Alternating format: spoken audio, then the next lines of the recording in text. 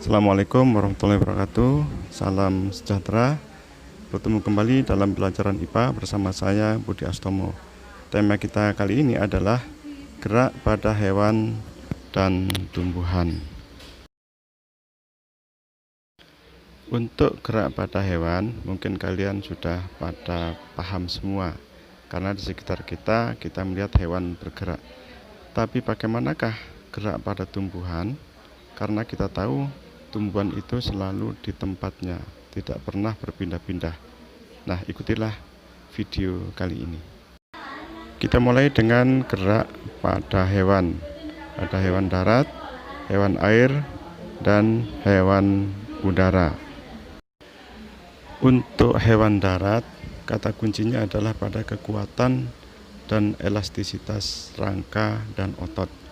Kalau kita bandingkan misalkan antara cheetah dengan gajah, maka cheetah tentu lebih elastis, sedangkan gajah mungkin lebih kuat, sehingga cheetah lebih cepat ketika berlari. Untuk hewan air, kata kuncinya adalah streamline. Hewan-hewan air memiliki bentuk streamline untuk memudahkan mereka bergerak ketika berada di air. Untuk hewan udara harus memiliki gaya angkat yang lebih besar dibandingkan dengan gaya tarik gravitasi, dan itu diperoleh dari sayap. Sayapnya harus lebar sehingga dia bisa menahan tubuhnya untuk tidak jatuh. Gerak pada tumbuhan dibagi menjadi tiga, yaitu endonom, mikroskopis, dan esionom. Endonom merupakan gerak yang disebabkan oleh rangsangan yang berasal dari dalam tumbuhan itu sendiri, yaitu dari dalam sel-sel. Sedangkan gerak mikroskopis adalah gerak yang terjadi karena perubahan kadar air, misalkan pada gerak meletusnya biji dari kacang polong-polongan. Sedangkan gerak esionom merupakan gerak yang dipengaruhi oleh rangsangan dari luar. Contohnya adalah pada gerak daun putri malu ketika disentuh atau terkena getaran. Gerak esionom ada tiga macam, yaitu gerak tropisme, gerak taksis, dan gerak nasti. Gerak tropisme merupakan gerak tumbuhan yang dipengaruhi oleh arah datangnya rangsangan. Fototropisme itu ketika rangsangan berupa cahaya, misalnya tumbuhan yang belok karena mengikuti datangnya cahaya. Geotropisme itu dipengaruhi oleh gravitasi bumi, misalnya pada gerak dari akar yang selalu ke bawah. Hidrotropisme dipengaruhi oleh air, contohnya adalah gerak akar yang mencari air di tanah. Tikmotropisme adalah gerak karena sentuhan, misalkan gerak pada tanaman yang melilit pada benda tertentu.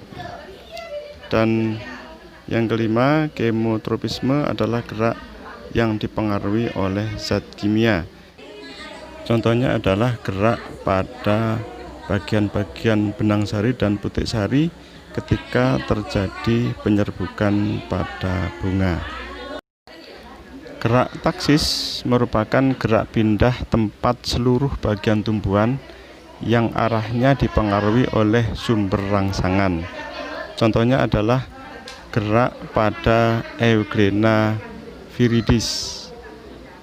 Gerak taksis ini hanya berlaku pada tumbuhan bersel satu. Bisa dipengaruhi oleh cahaya yang disebut dengan gerak fototaksis, dan bisa dipengaruhi oleh zat kimia yang disebut dengan gerak kemotaksis. Gerak nasti adalah gerak pada tumbuhan yang arah geraknya tidak dipengaruhi oleh arah datangnya rangsang. Artinya dari manapun datangnya rangsang, arah geraknya tetap.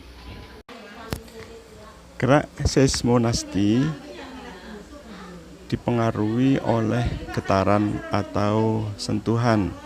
Contohnya adalah gerak pada daun putri malu yang disentuh atau terkena getaran sehingga menutup.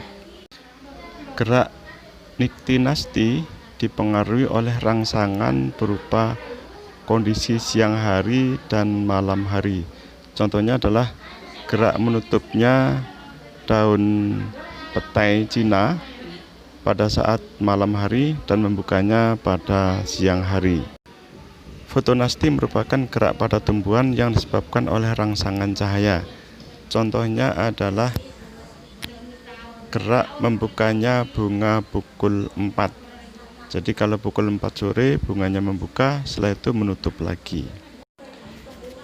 Termonasti merupakan gerak pada tumbuhan yang dipengaruhi oleh rangsangan, yaitu berupa suhu. Contohnya adalah pada bunga sakura yang mekar pada musim-musim tertentu. Ini terjadi pada daerah yang memiliki 4 musim. Demikian pembelajaran kita kali ini. Mudah-mudahan kita semua tetap bisa belajar dalam kondisi pandemi ini, dan semoga kalian semua menjadi pembelajar mandiri. Tetap semangat. Wassalamualaikum warahmatullahi wabarakatuh. Salam sejahtera.